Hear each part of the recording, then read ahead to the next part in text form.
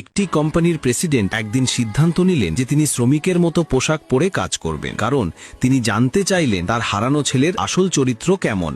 25 বছর আগে হারিয়ে যাওয়া সেই ছেলেকে অবশেষে তিনি খুঁজে পেয়েছিলেন। সেক্রেটারি জানালেন ছেলের মা 5 বছর আগে মারা গেছেন আর এখন সে একাই বেঁচে আছে। প্রেসিডেন্ট আবেগে ভেসে গেলেন, ভাবলেন তার সব সম্পদ ছেলেকেই দিয়ে দেবেন। কিন্তু সেক্রেটারি সতর্ক করলেন, স্যার আপনার ছেলে এখন ঋণে জর্জরিত, ওর ওপর ভরসা করা সহজ হবে না। তবুও প্রেসিডেন্ট শ্রমিক সেজে তার ছেলের কারখানায় গেলেন। সেখানে ছেলে প্রতিদিন শত শত সিমেন্টের বস্তা তুলে দিন পার করছিল। প্রেসিডেন্ট ক্লান্ত পায়ে ছেলের ছবি হাতে নিয়ে তাকে খুঁজে বেড়ালেন। যখন তারা মুখোমুখি হলেন এবং প্রেসিডেন্ট জানালেন, আমি তোমার বাবা, ছেলে হতভম্ব হয়ে গেল। আরো চমক অপেক্ষা করছিল, ছেলের একটি ছোট মেয়েও আছে। প্রেসিডেন্টের চোখে জল এসে গেল। তিনি জিজ্ঞেস করলেন, তোমার স্ত্রীর কি হয়েছে? ছেলে বলল, দারিদ্র্যের কারণে মা আমাদের ছেড়ে চলে গেছে। প্রেসিডেন্ট আবার পরীক্ষা নিতে চাইলেন, নিজেকে এক গরিব বৃদ্ধ বলে পরিচয় দিলেন। ছেলে কোনো প্রশ্ন না করেই তাকে নিজের ছোট ভাড়া বাড়িতে নিয়ে গেল।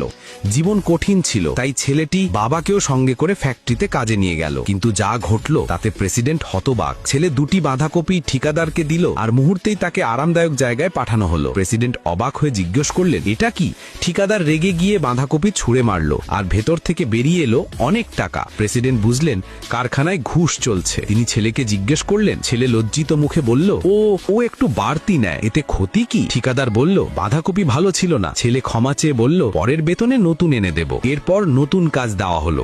কারখানার ডিরেক্টর ও তার স্ত্রীকে স্বাগত জানানো। ঠিকাদার বলল, ঠিকঠাক করলেই অগ্রিম বেতন পাবে। ছেলে প্রস্তুত হলো, কিন্তু ডিরেক্টরের স্ত্রীকে দেখেই হতবাক। সেই তো তার হারিয়ে যাওয়া স্ত্রী, যে নারী একদিন তাকে ও তার অসুস্থ মেয়েকে ছেড়ে চলে গেছিল, আজ সে ডিরেক্টরের স্ত্রী। তখন প্রেসিডেন্ট জানলেন ছেলে কোনো দায়হীন মানুষ নয়, বরং এত বছর ধরে মেয়ের চিকিৎসার জন্য একা লড়ছে। ছেলে স্ত্রীর কাছে শুধু অনুরোধ করল, মালিকের কাছে বলো আমার 6 মাসের বেতনটা দিক, অপারেশন জরুরি। কিন্তু স্ত্রী নির্লিপ্ত রইল, উল্টে হুমকি দিল, বাচ্চার কাস্টাডি ছেড়ে দে, তবেই টাকা পাবে। ঠিক তখন ডিরেক্টর এলো। স্ত্রী ভয়ে মিথ্যা বলল, এই লোক শুধু টাকা চাইতে এসেছে। ডিরেক্টর ভান করে বলল, কে এমন সাহস করে বেতন চায়?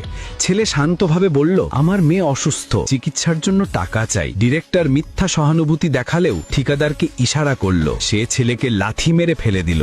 বাকি শ্রমিকদেরও হুমকি দেওয়া হলো।